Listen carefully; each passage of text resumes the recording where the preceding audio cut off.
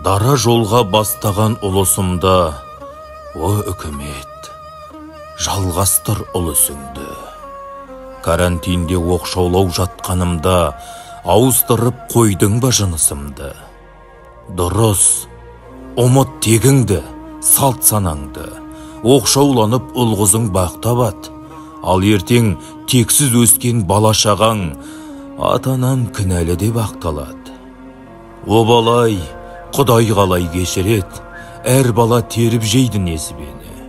Адам түгіл, ит екеш ит күшігін, ұясында емізіп өсірет.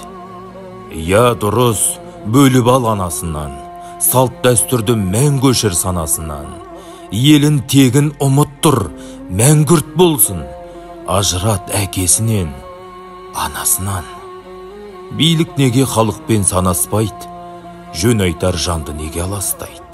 Тал бесікте тәрбие көрген бала өмірде жолы болар, адаспайды.